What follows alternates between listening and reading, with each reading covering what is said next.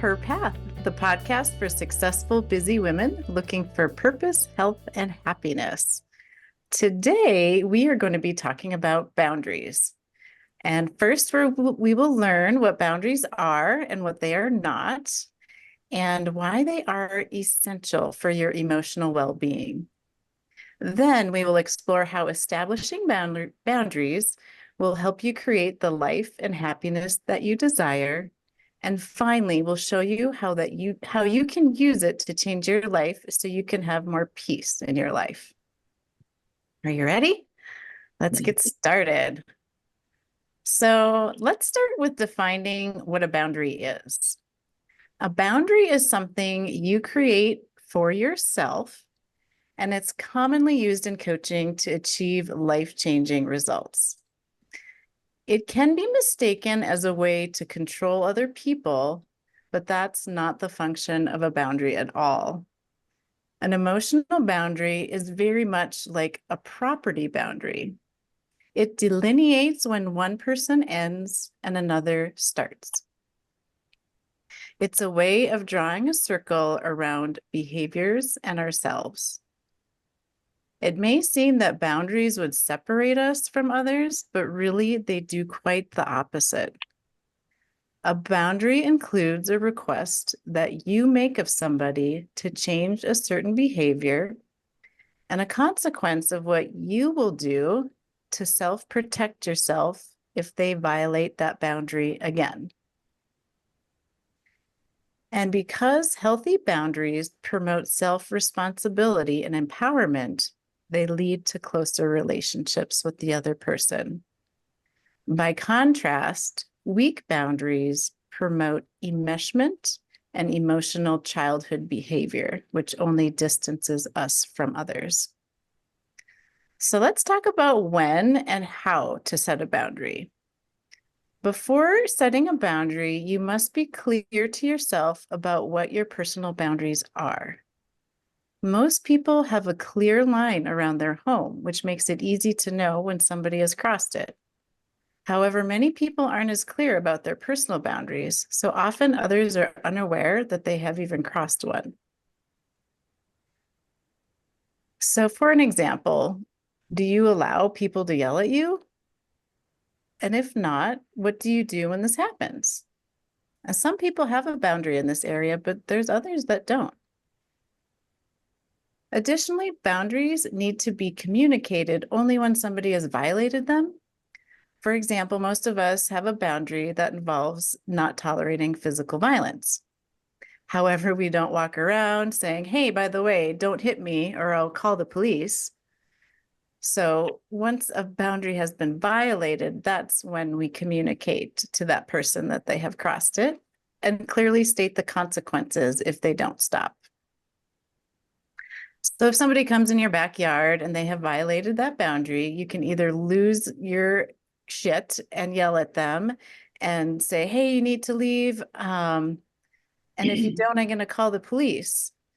By saying this, you're letting them know what violation that they've crossed and that what you're going to do about it. So we use 2 steps to effectively set an emotional boundary. The first is the request. You ask somebody to stop doing the thing that infringes on your property, literally and emotionally. And 2 is the consequence. You tell the person what you will do if they don't comply with your request. And the boundaries that you set are meant to protect you emotionally, and so you need to clearly communicate when a violation has occurred. So for an example, you may set a boundary with your boss who yells at you by saying, listen, if you continue to raise your voice at me, I am going to leave the room until you can speak calmly. If it continues, I will go to HR to discuss the situation. This ultimately allows your boss to choose how they will behave, but clearly describes what you will do if the violation continues. You can make the request, give them the option to do what they would like to do, and then you follow through on that request. So maybe you have a friend who's always late, and you decide you could interpret this behavior as wrong, bad, or she's being disrespectful to you. And maybe you decide that you don't want to get together with her any longer because of that. Another option is you could decide to set up a simple boundary. Rather than shutting your friend out of your life, it may sound something like, hey, listen, I really want to meet you for lunch, but I know sometimes you run late. I'll wait for you for 15 minutes, but then I'm going to leave. I'm not going to be mad at you or upset. I just don't want to wait around for more than 15 minutes. Setting a simple boundary like this allows your friend to be who she is, and she can behave the way she chooses while allowing you to protect your emotions and your time. Many people confuse requests with boundary issues. So for an example, I wish my husband would take out the garbage. I would like my mate to be more romantic. Or I would like my boss to give me more praise. I want my friends to call me back when I call them. These are requests that fall under the definition of the manual rather than qualifying as boundary issues. And a manual is an instruction guide we have for someone in our lives of how we would like them to behave so we can feel good and happy. Now, I'm not saying it's not okay to make requests of other people, but when your happiness depends on their fulfilling the requests, you're going to have a problem. You cannot expect to control other people, and you don't need to. In these previous examples, the person isn't violating your personal or physical space by not honoring your request. It's not a boundary issue, and it is not appropriate to create a consequence. Boundaries should always come from a place of love and kindness. A boundary is not an ultimatum, and it's not a way of controlling another person so that we can feel better. Proper boundaries come from love. So if you find yourself angry, frustrated, and mad, you will definitely want to work through these emotions before you do any boundary work. Remember, the reason you're upset is not because the person has violated your boundary. It's that you have not set proper boundaries and you have not been speaking the truth of them. When you can own that and take responsibility for your own emotions, you can explain your boundary from a place of love and set clear consequences for what will happen if it isn't honored. And remember that the person in the relationship gets to choose how they will act. When you set a clear boundary and it isn't honored, you will need to follow through on the consequences. And that is a hard thing for most people. Many people worry about being viewed as bad or rude or uncaring or unloving. Or they react from a place of frustration and anger. But remember, the person isn't doing anything to you. It's your boundary and your consequences, and you want to enforce it from a place of peace and love. There's no need to ridicule the other person or make them feel wrong or bad for their behavior. It's just not necessary. So when you're setting a boundary, emphasize for yourself and the other person that this is how you're going to be taking care of yourself, and it's not against them. Be clear about upholding the boundary, because many times that person will continue to violate the boundary because in the past you haven't had one. So they keep doing what they've always done. But when you honor and take care of yourself by enforcing your boundary continuously, that will change. And I'd like to talk about some times or signs that you are not ready to set a boundary. So if you don't feel peaceful and loving in that relationship, it's not an ideal time to set a boundary. If you're angry, upset, or frustrated, work through those emotions before doing the boundary work. Another sign is if you're trying to manipulate somebody's behavior for your own benefit to avoid having to follow through on consequences. And the other sign you're not ready to set a boundary is if you're blaming, frustrated, negative, and trying to delete someone from your life. You are not in a place well suited for boundary work. So in a situation where somebody decides they want to eliminate somebody from their lives, they might ask for some boundary work. But the desire to delete people who are triggering something negative in you is understandable. It's not a boundary issue. Instead, consider that that person who triggered you the most can be your greatest teacher. Many people get upset at that idea because they don't want these difficult people in their lives. However, if we step back and examine the situation, the people who set us off the most are able to do so because we either don't know how to set up boundaries or haven't done so properly. And removing them from your life may seem like an easier option, but then you miss out on the opportunity to understand where your boundaries are and how to properly set them. You can ask yourself, what can I learn from this relationship? Especially if that person is a family member or someone you've known for a long time. And ask yourself, how can I use this as an opportunity to take care of myself and really create an authentic relationship? Boundaries are the most amazing, wonderful, and difficult things to implement. They are beautiful tools that can create intimacy in our relationships rather than blocking them out.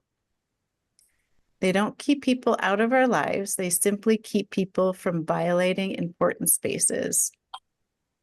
Setting boundaries is telling the truth to ourselves and to people in our lives. Also, remember that following through on our consequences 100% of the time is absolutely critical to make this tool effective.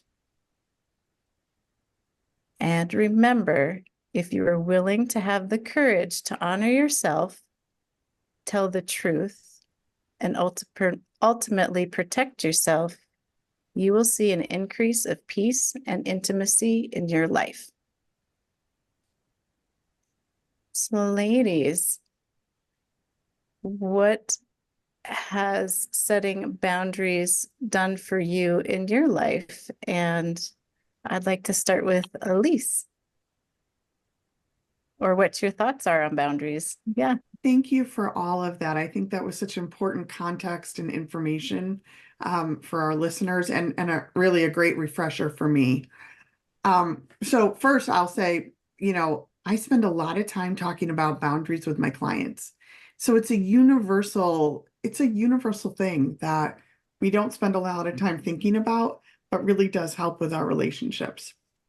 And I do it with, around relationships with parents and relationships with siblings and relationships with colleagues and bosses and church leaders. It's universal, right? I'll share that I, have had to do some work around boundaries. We have very, very dear, close friends. We call them family members. They're huge, members of our life, and they're, very close to our kids. And, as it is around our country these days, there were some pretty significant political differences. And the politics got to a point, we're a family that doesn't really talk to other people about politics. We like to just leave that. But our one of our friends was very vocal about their views on politics, and it was a little bit attacking at times. And we had a conversation about it and said, we've been friends for 30 years. And we don't want this to come between our friendship. And, and we set up some boundaries. I said, look, it cannot impact my children. The comebacks on social media have to stop. There were a couple of tactical things that we did And then we just worked through it, and we were able to have, they're still some of our closest friends, and we call them family, and they are enormous, positive influences on our kids' lives. And we've been able to work through that, but we went through some really tough and painful times in order to get there. So I bring that up as a way to say we can't minimize that piece about it's not about shutting people out of our lives, because that almost happened with us, just because of the fear of what was happening. And I'm so grateful every day that we were able to create some small boundaries and eliminate that and let our friendship continue to thrive. So, as you were talking, Beth, it really just brought up a couple of instances where we've had to have those conversations. And I just think that your relationships like mine was worth fighting for and worth the uncomfortable work of putting up boundaries. Yeah, yeah. And I think that part of our brain, the survival part, that doesn't want to put in the effort and energy feels like it would be easier to just let that relationship go. Yeah. But this is family. This is a relationship with, a history of 30 some years. And, to be able to speak clearly and to speak your truth and to say, not to have to let the other person change, but if you do this, then I'm going to do this. And, we would love to stay in your life. How can we make this happen? Yeah. Yeah, thanks Yeah. for sharing. Yeah. Yeah. How about you, Nancy? Well, I want to talk about something for me is I grew up without boundaries being modeled at all. So, which was not good, but it's what it is. But I realized that we can have emotions that happen in our body when our boundaries have been violated or ignored. And for me, I dealt with bad anxiety and panic. And I realized, after about a year that my boundaries were totally non-existent. So I think I take that into my work with my clients now. And a lot of people will have physical symptoms such as tension, headaches, stomach aches, things like that. And it's really boundary violations, which is fascinating. When I talk to them more about their relationships, they really, their eyes kind of get really wide. And we do a lot of coaching around that because the physical symptoms can be a sign of boundary violation as well as emotions like resentment, angers, feeling guilty or feeling like you're obligated to do things for sure is something. So I think just to take it one step further and talk about the physical symptoms and emotional symptoms of not having good boundaries, they're like guardrails, right? And when we don't have them, our immune system gets impacted. There can be a lot of autoimmune things going on when people don't have good boundaries. So for me, that's been something that was really eye-opening to look at the kind of physical and medical implications of that. A lot Yeah. of people have a lot of buried trauma, that needs to be released from not having good boundaries. So that was something that's really been important to me to recognize that in myself first. And then when you see things in yourself, you see them in other people as well. Yeah, that's really fascinating having like bad boundaries or no boundaries show up physically in our bodies. Yeah. Yeah. A lot of headaches, a lot of high blood pressure, heart problems for sure, problems. There's lack of boundaries, and people don't really realize it. They give their power away, and that's your solar plexus area. So it's huge. Yeah. How about you, Gabby? Um, I'm going to talk about in my job, I've had to be okay with having boundaries, and it's mostly with my patients and with the workload. There have been times, many times during office visits when what a patient requests for their treatment is not what I learned to be, like medically necessary or a part of standard of care. And they can sometimes be insistent or something that's managed by a specialist that's above my scope of practice. And, I mean, no, can you manage this problem for me? I can't afford my copay to go see this specialist, or, this is just what I've always been prescribed, or I read on Google and this is what I need. And you should just prescribe it. It's really easy. You can just send it to the pharmacy. And so learning how to say no and be okay with it, it took a while to, you know, be able to say no and my rationale for it, and that's it. And no, pleading or, there have been times when I've been given an article or educated and learned something new, and it's been like, okay, wow, I just learned something. So, all right, let's give it a try. And other times when it's no, it's a firm no. Or when, couples come together and the other person's not my patient, but then they start talking about their medical ailments and, wanting some medical advice when they're not my patient. It's not ethical for me to do. So learning how to, manage that and be okay with, look, you should really talk to your doctor, or why don't you establish care with me and make an appointment and we can talk about it at that time. Or getting messages, nonstop from patients with new medical problems through the patient portal, and it's not appropriate to be doing medical management for a new problem, and being okay with sending them a message saying, sounds like you need to make an appointment. Can you come in at this time, at this time? Before, I felt like I was obligated to always answer all the questions, always treat right in that instant. That was really burning me out, feeling like I had to make everyone happy. I had to answer all the questions. I had to do everything that was asked of me at that point in time.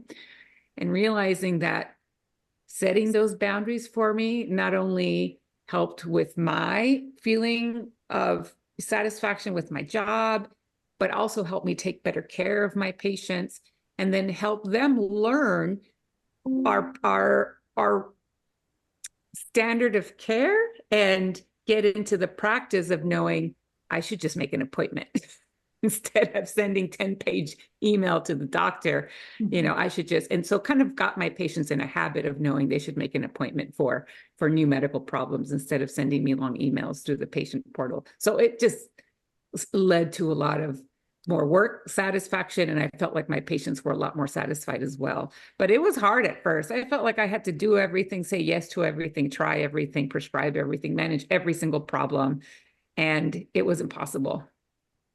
Yeah. And then they would ask for more and more and more and more. Yeah. Give an inch, take a foot. Oh yeah. And then when I wouldn't respond right away, they'd be like, hello, I sent you a message 5 minutes ago. Didn't you read my message? Where's my, because I would like really try really hard to get to all the messages as fast as possible.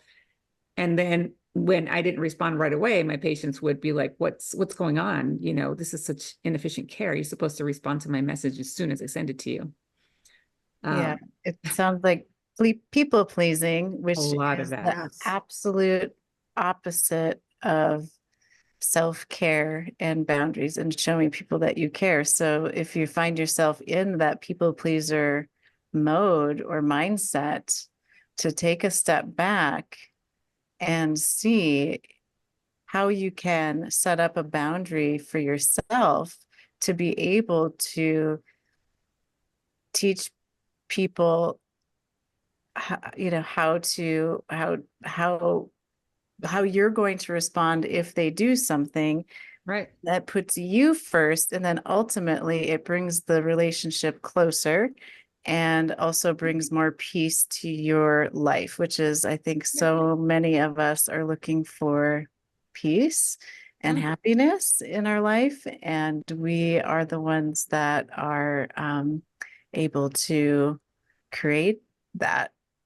Yeah, and there's a clear relationship of what my role is in this relationship, and what and the expectations of the relationship are just a lot more clear, and so there's a lot less misunderstanding as well. Yeah.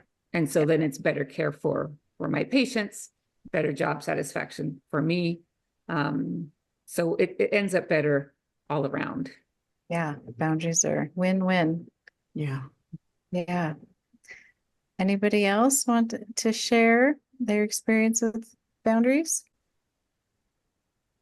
I think this was a good a good lesson for us that sometimes boundaries are not people doing things that we wish they would be doing. That's something, a different topic for another podcast. But that boundaries don't come from because you don't care and you're not loving. It is the opposite of that. And if you find yourself in a role of people pleasing and constantly putting other people first, it's a opportunity for you to step back and reevaluate the situation and see where you could maybe draw some emotional boundaries to protect yourself and further develop a closer relationship with that other person or persons. So if you found this helpful, please like this episode and share it with a friend. And until next time, take care.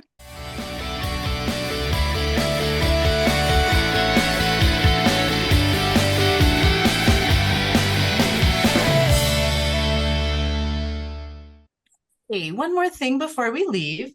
This podcast is for informational and entertainment purposes only. We are certified professional coaches, but this broadcast is not a substitute for medical or psychological advice. Okay, thanks for listening. See you next week.